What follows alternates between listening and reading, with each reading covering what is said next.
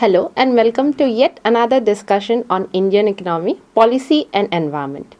Today we will be discussing Module 6 Agriculture in India, under which we will be discussing the agricultural policies in India in Unit 2. Hi, I am Dr. Smita Locker. In the last unit of this module, we had a discussion on the various issues of Indian agriculture and how it had changed over the various phases. The discussion was segregated into three phases, namely the planned phase starting from 1951 till 1965. The second phase, which began with the advent of the Green Revolution starting from 1965 till the 1990s, and the post-reform phase, which started from 1991 and beyond. During the last discussion, we got to know how each of these phases witnessed various issues that were specific to the concerned phases. However, there were certain predicaments that remained same across the period. For example, the institutional changes like land reforms, large investments in rural infrastructure including irrigation and power, and agricultural research and extension were the major concerns which were similar across these periods.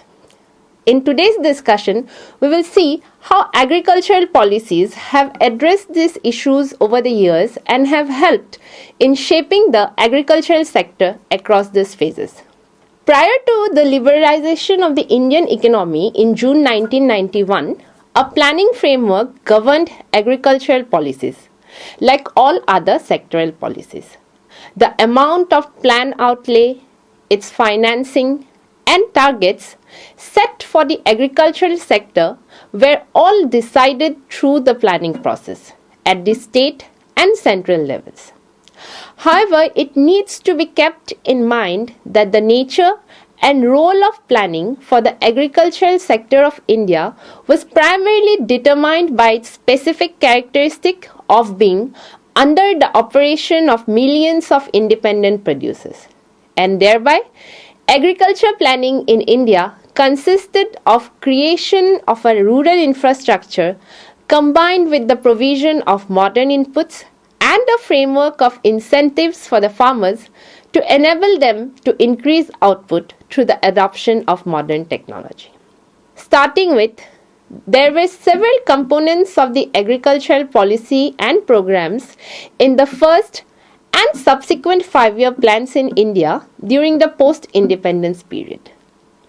Now, keeping the above objectives in mind, we can observe that the state had a very important role to play, and many important policies were taken up by the government to bring by the government. The first and foremost important objective was the implementation of land reforms during the mid-50s, with the objective of eliminating the intermediaries and bringing about a greater degree of equality in land distribution. The second was to undertake substantial investment in rural infrastructure like irrigation and power, agricultural research and extension, roads and communications, regulated markets and credit institutions, and stability to the agricultural sector. Promotional policies like the Special Food Production Program and agroclimatic regional planning to land and water development programs initiated by the Planning Commission all aimed at accelerating agricultural development. From the period of 1950 to 51 to 1966 to 1967, the Community Development Program and the network of other extension services were the main instruments which were employed by the government to transform traditional agriculture. This was supplemented by the initiation of the intensive area development program in a few well-endowed districts during the early 60s. Then, the period of the first Green Revolution started, which marked a complete paradigm shift for Indian agriculture. The main objective of this policy was that of providing food security to India's rising population and simultaneously providing employment to a large proportion of workforce, those who were traditionally engaged in agriculture. Keeping in view this fact, The food availability had emerged as a major concern and constraint to the development process during this period. And accelerating agricultural and food grains growth with a view to providing food security became the major central objective of this agricultural policy. This policy was also instrumental in accelerating agricultural growth and in raising the output and the income level of a large number of cultivators, particularly in the irrigated regions of India. But because of large interpersonal and interregional inequalities, the gains of agricultural growth were not shared equitably amongst the various categories of farmers and also among the various regions of the country.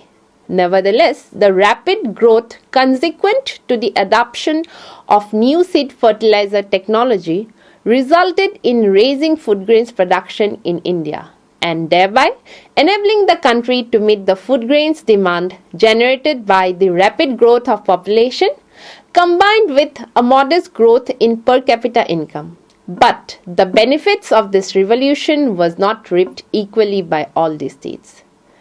While Punjab, Haryana and Western Uttar Pradesh gained high productivity, many other states remained lagged behind, thus leading to the regional gaps in agricultural development. The success in raising food production also came at an environmental cost. The over-reliance on chemical fertilizers and pesticides harmed the soil quality and resulted in a severe drawdown of groundwater resources. Such widespread use led to a deterioration of the pollution in water resources and was questioned whether the Green Revolution's growth was sustainable for a longer term. After thus environmental concerns were raised and the overuse of fertilizers and chemicals came into the picture, the need for a more inclusive and sustainable approach was recognized, thus leading to the initiation of the Second Green Revolution in mid-1980s. Second Green Revolution was aimed to enhance productivity in the less developed regions by diversifying the cropping patterns and incorporating technology-driven solutions to modernize this agricultural sector. Now, in the subsequent sections, we will also be discussing how the introduction of programs like the National Mission for Sustainable Agriculture promoted climate-resilient practices, improvement in soil health, and encouraged organic farming to reverse the environmental degradation caused by intensive agriculture. Now let us discuss about the second Green Revolution. Even though the first Green Revolution was considered to be a great success, in the subsequent years it was seen that the first Green Revolution also came with certain shortcomings. And thus, the focus was shifted towards a more inclusive and sustainable approach to agricultural development. In comparison to the first Green Revolution, which was more focused on maximizing the yield of staple crops like wheat and rice through high-yielding seed varieties, chemical fertilizers and irrigation systems, these mostly overlooked the broader implications it had on environment and the socio-economy.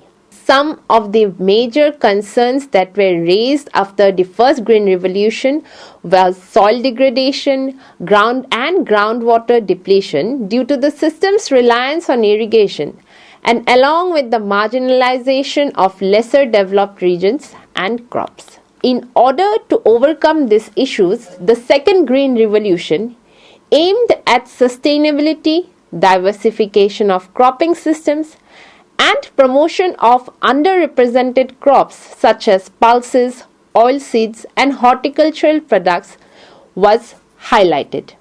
It also focused on integrating environmental friendly practices such as organic farming, integrated pest management, and advanced water management technologies like micro irrigation and rainwater harvesting.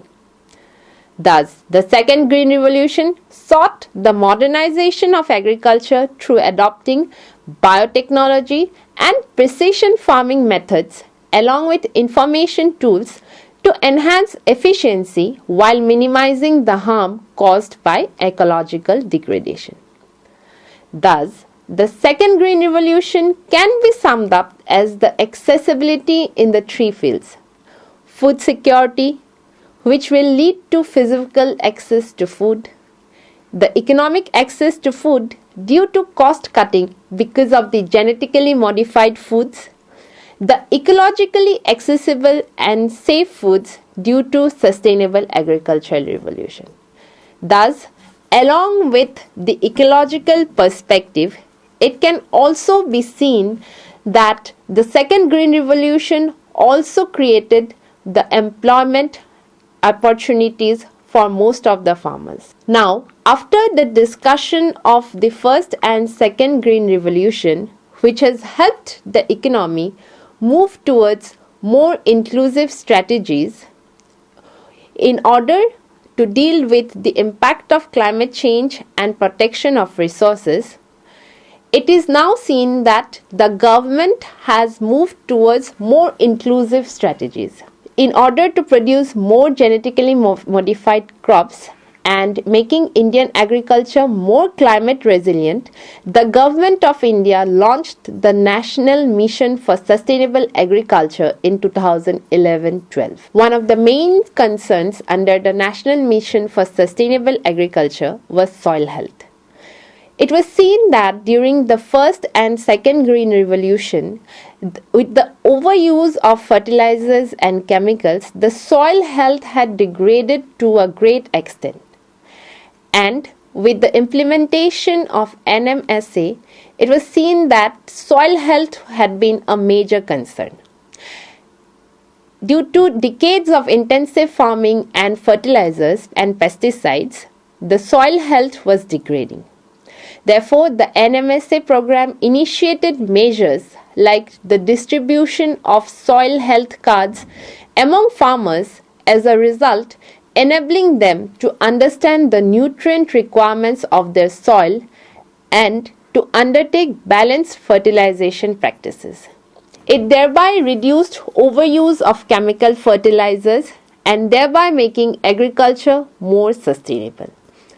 It was also seen that water use efficiency was another priority under NMSA. Seeing the alarming rate of groundwater depletion in India, it was seen that water should be used efficiently and judiciously to stop the over-alarming use of groundwater resources.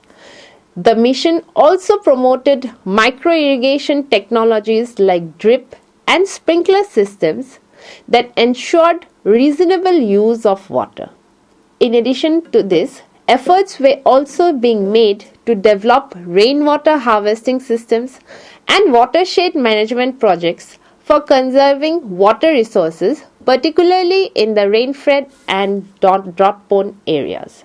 Another important factor in the National Mission for Sustainable Agriculture was agroforestry. The incorporation of trees and shrubs with agricultural landscapes ensured an increase in biodiversity, which also helped in less carbon emission as well as generation of extra income of the farmers who harvested timber or fruits and even other tree-derived products. Incorporation of the agroforestry practices improved the soil structure for more climate resiliency when it comes to extreme weather conditions. The integrated efforts of the mission also included capacity building, extension services, and circulating information regarding climate resilient practices. Modern technology and traditional knowledge was also implemented to ensure that farmers are adequately equipped to face challenges brought by climate change and maintain productivity and profitability. However, the policy, although started with very positive points, it was seen that the implementation of the National Mission for Sustainable Agriculture was also facing certain challenges, such as inadequate funding, limited awareness among farmers, and uneven adoption of the practices that it promoted. Addressing these issues was crucial to realizing the full potential of the mission and ensuring the long-term sustainability of Indian agriculture. Through its multidimensional approach, even though the NMSA represented a critical effort to transition Indian agriculture towards sustainability, while safeguarding livelihoods and food security in the context of a changing climate. Having discussed the Indian agriculture across the various phases, right from the plant period to the era of Green Revolution while moving towards Second Green Revolution and the post-reform periods, we shall now discuss the Indian agricultural sector on the world platform. After the liberalization of the Indian economy in 1991, the agricultural sector in India had faced the challenges posed by the altered dynamics of international trade under the auspices of organizations such as the World Trade Organization. The global trade liberalization has thrown open new markets and opportunities for Indian agricultural exports. But at the same time, it has also exposed the Indian farmers to volatile global markets, increased competition, and the pressure to reduce subsidies impacting the livelihoods of millions of small and marginal farmers. Indian agriculture stands at this critical crisis in which productivity and sustainability and the mission for greater equity and need an urgent attention than ever before. Analyzing what has been good and not good in the policies of the past, while implementation of innovation and resilience has made it possible to retain this sector as one of the drivers for India's growth in both the socio-economic plane and in the agricultural sector worldwide. India has been a member of the World Trade Organization since 1995, which has intensely changed the agricultural landscape of the country with both positive and negative outcomes. It is highly argued that India's agricultural trade policies under the World Trade Organization do not have adequate safeguards to protect the farmers from the global price instability. And there is a need for a balanced approach that enhances market access while ensuring domestic food security and farmer welfare. The export growth has not only offset the reduction in input subsidies, it has also worsened the economic disparities, particularly in case of small-scale farmers, those who are not able to compete globally. This World Trade Organization-led trade liberalization has also increased competition, leaving positives to the large-scale farmers and creating problems for small-scale farmers due to subsidized imports.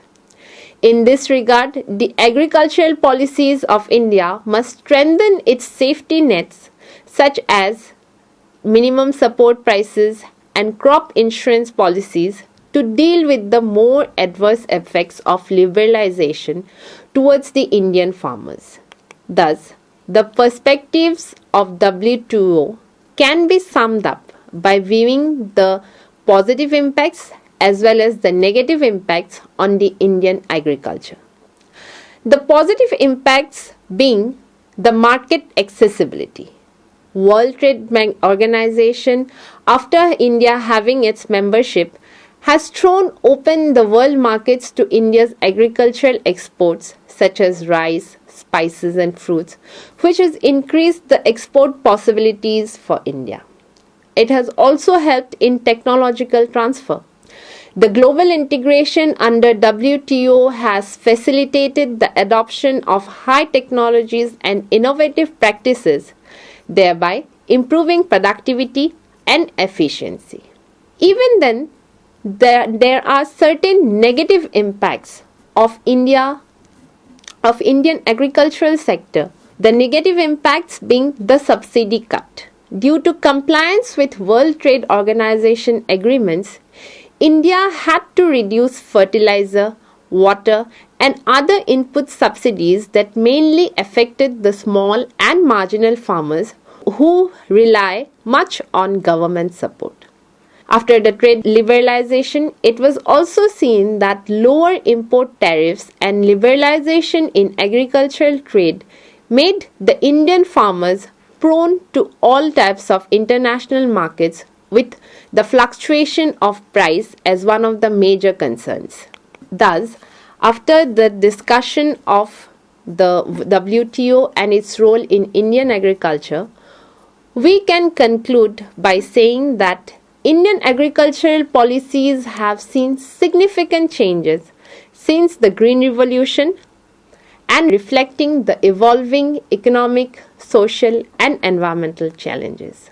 Even though the Green Revolution played a very crucial role in achieving food security, but its environmental and regional disparities, which was brought along by this revolution, led towards the development of the second Green Revolution, which emphasized on sustainability and inclusivity. Meanwhile, the National Mission for Sustainable Agriculture, which was seen to be creating a balance for using more environmental friendly products and genetically modified products, it helped out in climate resilient farming. And in conclusion, we have seen the WTO's role in influencing the trade liberalization, which has continued to leave an impact on India's agricultural landscape. As in the Indian agricultural sector now is being faced with new challenges, we should be emphasizing more on incorporating sustainability, resilience, and equitable growth in agricultural policies. In the subsequent unit of this module, we shall be seeing on the various issues of the Indian farmers from the perspective of a different angle. Thank you.